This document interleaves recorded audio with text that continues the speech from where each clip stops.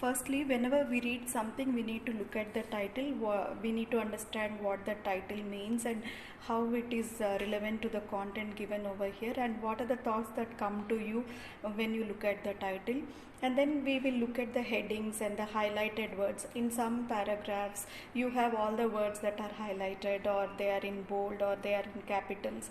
So we can just look at all those words and what meanings they convey. And then we can also look at the first and last paragraph. What does the author want to say in the first paragraph, and what is his opinion in the last paragraph, right? So everybody knows about this. And then we will have to think about the main idea of each and every paragraph. That is the topic sentence.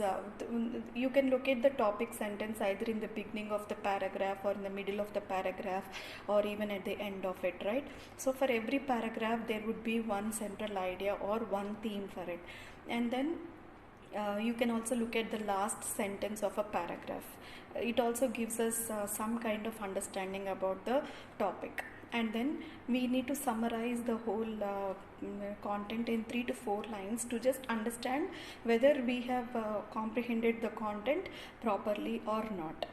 So now, understanding the text, we have something called signal words or the logical devices. These are the words that give us some hints, directions, connection between sentences and paragraphs. So for example, you have addition. When we want to add more information, then we use such kind of signal words or logical devices, or the cohesive devices, or they're also called discourse markers.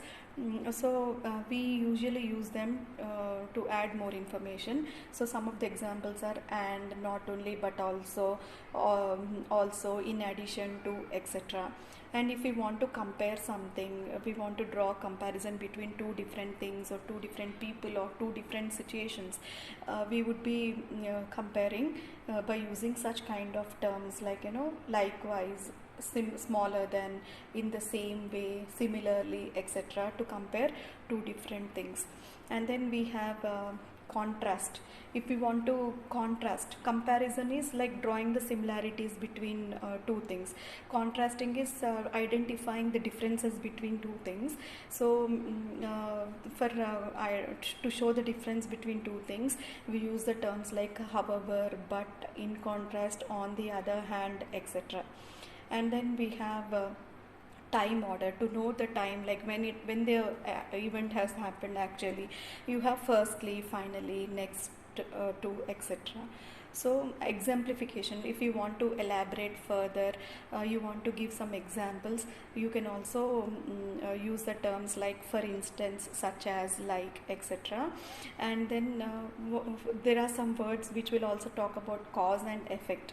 Cause and effect, like what is the cause of that particular event and what is the effect of that. For example, consequently, as a result, apparently, etc. There are many more words which are used for that. And then finally, the summary.